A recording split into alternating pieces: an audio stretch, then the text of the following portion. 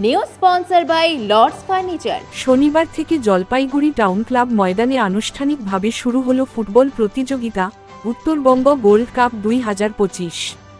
প্রতিযোগিতা শুরুর আগে মাঠে দলগতভাবে আদিবাসী নৃত্য পরিবেশন করা হয়।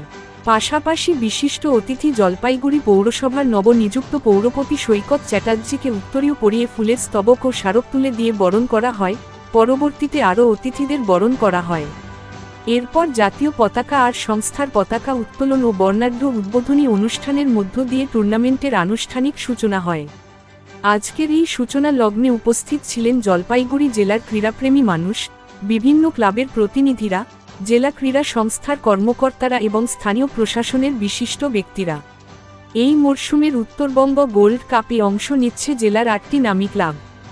আগামী 15 তারিখ পর্যন্ত চলবে টানটান উত্তেজনার খেলা, যার ফাইনাল অনুষ্ঠিত হবে আগামী 16ই নভেম্বর। ক্রীড়াপ্রেমীদের প্রত্যাশা, এই টুর্নামেন্ট থেকে উঠে আসবে আগামী দিনের নতুন প্রতিভারা, যারা একদিন রাজ্য ও জাতীয় পর্যায়ে উত্তরবঙ্গের গর্ব বাড়াবে।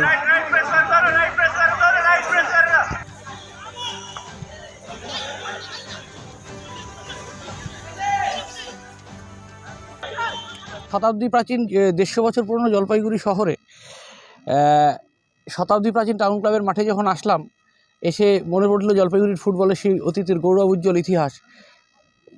মণিলাল ঘটক, রুনু গুহ ঠাকুরতা, সুকল্যাণ ঘোষ দস্তিদারের পিকে ব্যানার্জির জলপাইগুড়ি শহরে আজকে সৌমিক মজুমদারকে আমি ধন্যবাদ জানাই, সৌরভ পাল আইএফের ভাইস প্রেসিডেন্টকে ধন্যবাদ জানাই উত্তরবঙ্গ গোল্ড কাপ করবার জন্য। একটা অসাধারণ উদ্যোগ তারা নিয়েছেন। জলপাইগুড়ি পৌরসভা পাশে আছে, আগামী দিনে আরও ভালো করে আমরা পাশে থাকবো। প্রচুর মানুষ এই খেলা দেখতে আসবেন। এটা হচ্ছে ট্যালেন্ট হাট। এখান থেকে আগামী দিনে আই লিগ, আইএসএল, থেকে শুরু করে ইন্ডিয়া টিম, ইস্টবেঙ্গল, মোহনবাগান, মোহামেডানের বিখ্যাত ফুটবলাররা তৈরি হবে। আর জলপাইগুড়ি শহরে আপনি জানেন পৌরসভা ইস্টবেঙ্গলের নামে স্মরণী করেছে, মোহনবাগানের নামে স্মরণী করেছে। এই টুর্নামেন্ট এতটা উজ্জ্বল হোক যে আগামী দিনে পৌরসভাকে যেন উত্তরবঙ্গ গোল্ড কাপের নামে স্মরণী করতে হয়।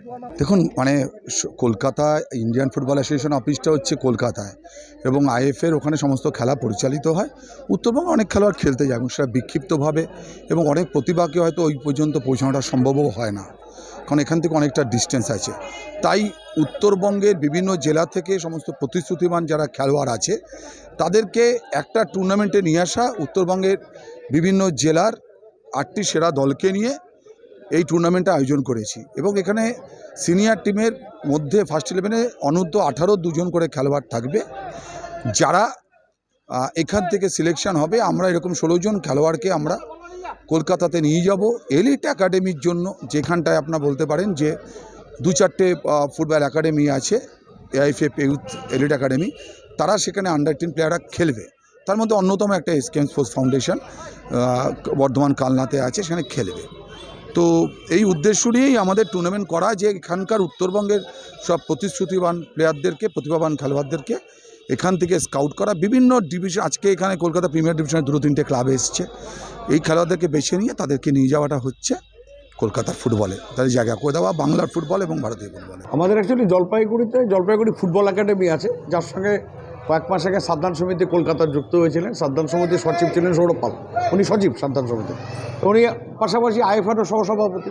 তো উনি আমাকে বলেছিলেন জলপাইগুড়িতে অনেক প্রতিভাবান, উত্তরবঙ্গে অনেক প্রতিভাবান ফুটবলার আছে, যাদেরকে কলকাতায় খুব ভালোভাবে নিয়ে যাওয়া যায়। তো এটা উত্তরবঙ্গ গোল্ড কাপ করলে কেমন হয়, সেই আমাদের আলোচনা থেকে শুরু করে আমাদের উত্তরবঙ্গ গোল্ড কাপের সিদ্ধান্ত হয়ে গেল। আমরা পাশে চেয়ারম্যানকেও, আমাদের বর্তমান যে চেয়ারম্যান তাকে আমরা পেয়ে গেলাম, এবং অনেককেই সাথে আমরা পেলাম। আমাদের যে জলপাইগুড়ি ফুটবল একাডেমির আমি সহসভাপতি, সম্পাদক যে অসীম রায়, মানে অতীন্দ্র বিকাশ রায়, ওকেও সাথে পেলাম। দিয়ে আমাদের যে অনেক দিনের যে স্বপ্নটা, সেটা আজকে বাস্তবায়িত হলো। উত্তরবঙ্গ গোল্ড কাপের উদ্বোধন হলো।